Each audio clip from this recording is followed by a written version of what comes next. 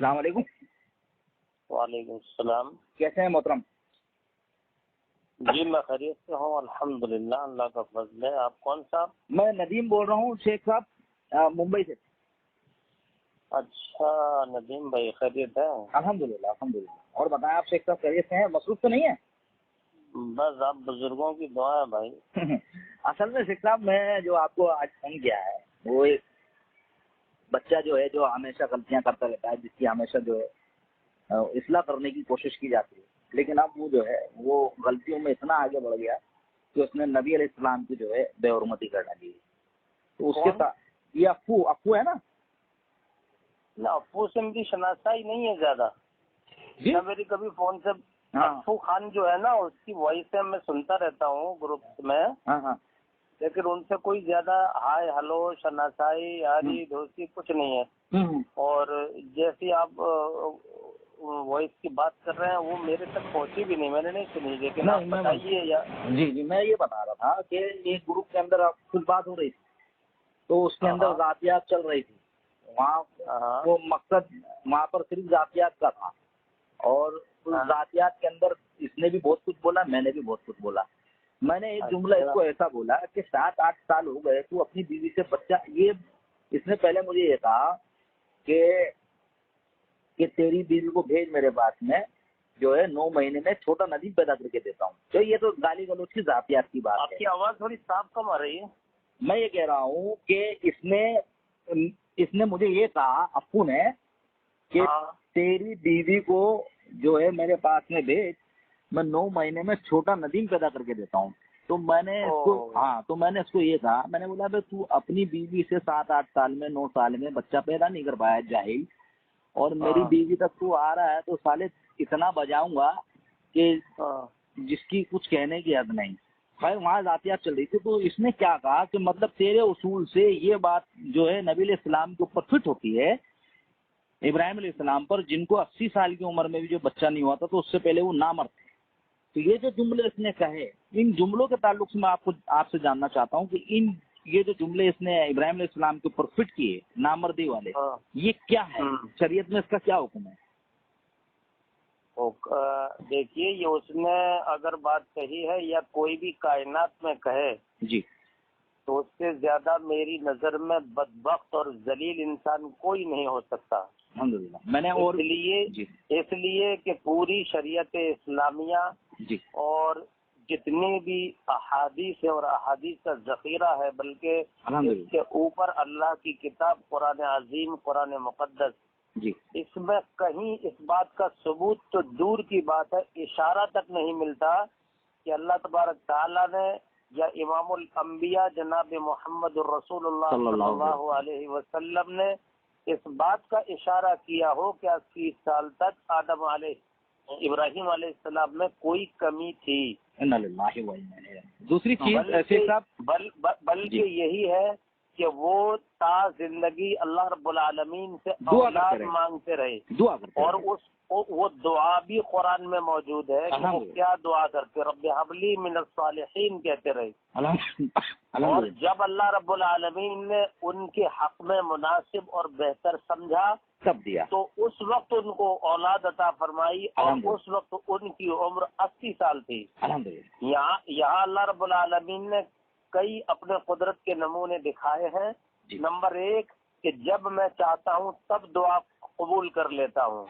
Number 2 جس عمر میں عام طور پر لوگوں کے اولاد نہیں ہوتی، لیکن میں علی کل شیء قدیر ہوں، میں جب چاہوں اولاد دے سکتا ہوں. بے شک اللہ نے اپنے قدرت کے نمونے دکھائے. تو کوئی شخص یہ کہتا ہے، کوئی بھی ہو، کسی بھی مسلک سے تعلق رکھنے والا ہو، اس کو توبہ کرنی چاہیے، اور اس کو توبہ کے ساتھ ساتھ جس کا دل دکھایا ہو اس سے معافی بھی مانگنی چاہیے. دوسری چیز یہ ہے شیخ صاحب کہ یہ لمبی بات ہے، آپ مجھے کافی عرصے سے مجھے جانتے ہیں الحمدللہ.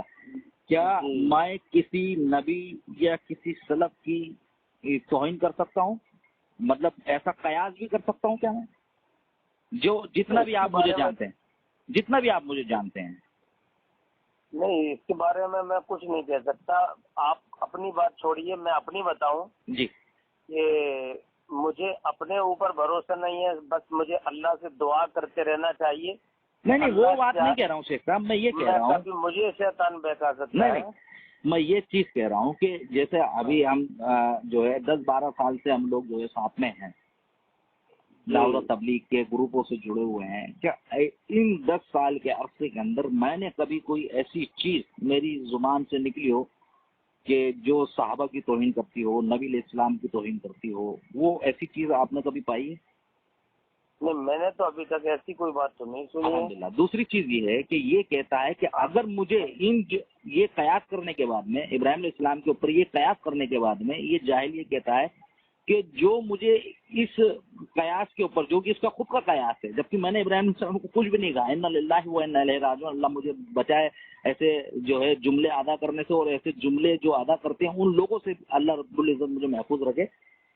یہ کہتا ہے کہ جو مجھے قادیانی نہ سمجھے وہ مجھ سے بھی بڑا قادیانی ہے، قادیانیوں سے بھی بڑا قادیانی ہے. اس کے تعلق سے ذرا بتائیں کہ یہ قادیانی جو بنانے کا مجھے آپ کو، ہاں، جو مجھے قادیانی نہ سمجھے وہ مجھ سے بھی بڑا قادیانی ہے. یہ کون کہہ رہا ہے؟ افو کہہ رہا ہے. اس کا مطلب ہے وہ آپ کو قادیانی مان کے چلتے ہیں؟ ہاں.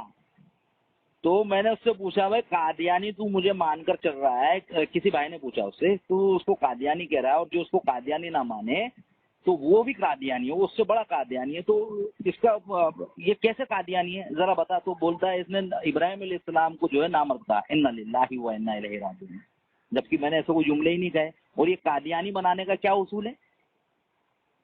نہیں، جب آپ نے یہ اعلان کر دیا کہیں جی کہ میں اب قادیانی ہوتا ہوں، ہاں، مرزا غلام محمد قادیانی نبی برحق ہے، میں قادیانی ہوتا ہوں، جی اس کے دلائل اور ثبوت ان کے پاس ہوں، تب ان کو اس بات کا حق ہے کہ وہ کہیں کہ یہ قادیانی ہے، اور جو اس کو قادیانی نہ مانے تو ایسا ویسا کچھ بھی کہہ سکتے ہیں وہ. جی.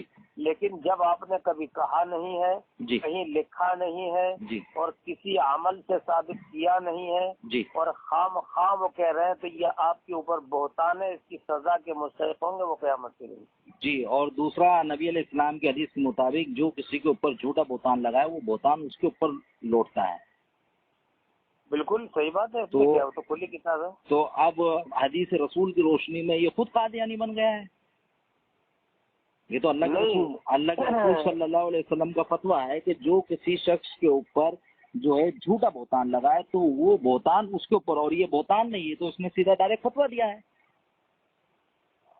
یہ تو میں تو یہ کہتا ہوں کہ جو کسی پر بہتان لگائے اور وہ عیب اس کے اندر موجود نہیں ہے، تو بعض حدیث سے یہ اشارے ملتے ہیں کہ اللہ رب العالمین جیتے جی اگر اس نے توبہ نہیں کی تو وہی عیب اس کے اندر پیدا کر دیتا ہے. اچھا، یہ توبہ اللہ کے رجوع بھی کرنی ہے، اور جس بھائی سے اس نے یہ کام کیا ہے اس سے بھی کرنی ہے، معافی مانگنی ہے، اس سے معافی مانگنی ہے. جی. یہ دونوں چیز معافی مانگنی ہے کہ مجھے معاف کر دیجئے، اور اللہ سے توبہ کرنا ہے.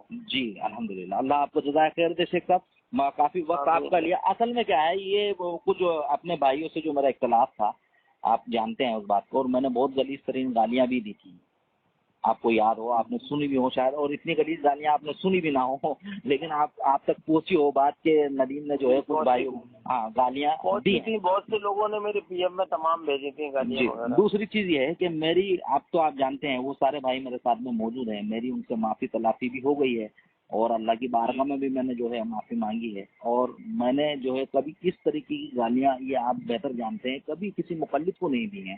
یہ اپنے ہی بھائیوں سے جو میرا اتنا لمبا جو اختلاف چل رہا تھا، میں اس میں جانا نہیں چاہتا کیونکہ وہ بات ختم ہو گئی ہے کہ کس کی غلطی تھی کس کی نہیں تھی، لیکن میرے سے وہاں پر وہ گناہ ہوا، اور وہ سارے بھائی اب میرے پاس میں موجود ہیں. اب ایسی گالیوں کو جو لوگ شیئر کرتے ہیں اور ان کو جو ہے لے جا کر کسی عالم دین کے پاس میں یا کسی شخص کے پاس میں ایک طرفہ بات بتا کر میرے خلاف فتویٰ لینے کی کوشش کرتے ہیں، ایسے لوگ کیا کر رہے ہیں، مطلب معاشرے کے اندر کیا چیز پھیلا رہے ہیں؟ وہ ہمارے ایک تو عالم دین کو گمراہ کر رہے ہیں، کیونکہ ایک طرفہ بات جو ہے وہ وہاں پر پہنچا رہے ہیں. میں نے گالیاں کن کو دی، کیوں دی، اس کی وجہ اس عالم دین کو نہیں بتاتے یہ لوگ کہ میرا ان لوگوں سے کیا بتانا چاہیے. اور بات ان کی غلط ہے. ہاں. اور دوسری چیز یہ لوگ جانتے ہیں کہ جن کو میں نے گالیاں دی ہیں وہ لوگ سب میرے بھائی ہیں، میرے ساتھ میں موجود ہیں، ہر گروپ کے اندر میرے ساتھ میں، اور مجھے بھائی مانتے ہیں الحمدللہ. یہ جانتے ہیں کہ میرے ان سے معافی تلافی ہو گئی، پھر بھی یہ لوگ جو ہے اس آڈیو کو شیئر کر رہے ہیں. اس کے تعلق سے کیا کہیں گے شیخ صاحب کہ یہ کیا کر رہے ہیں؟ اس کے تعلق سے میں اتنا ہی کہوں گا، جی یہ لوگ نام کے مسلمان ہیں جی، اور حقیقت یہ ہے کہ ان کے اندر بغض بھرا ہوا ہے. اللہ ان کو جو ہے ہدایت دے.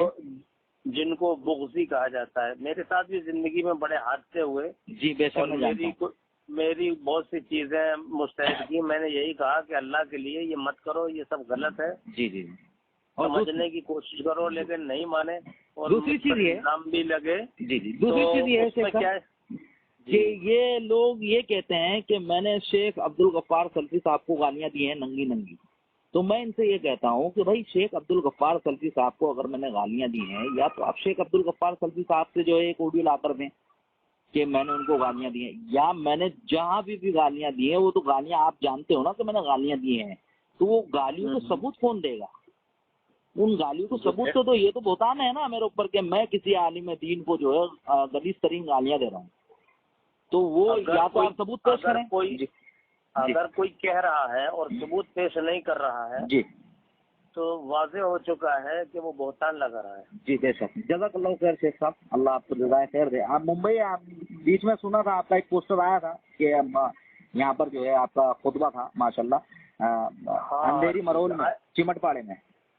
ہاں IIC جو ہے نا اسلامک انفارمیشن سینٹر، وہاں خطبہ تھا. جی جی، اور 2 جگہ الحمدللہ بیانات تھے. جی جی جی، مجھے وہ اشتہار ملا تھا لیکن میں تھوڑا سا جو ہے مصروف تھا اور میں وہاں نہیں پہنچ پایا. میں ملاقات ضرور کرتا تھا آپ سے.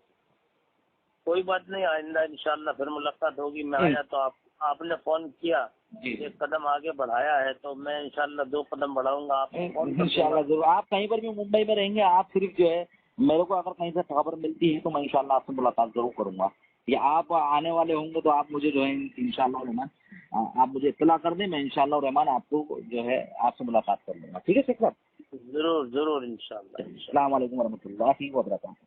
وعلیکم السلام ورحمۃ اللہ وبرکاتہ.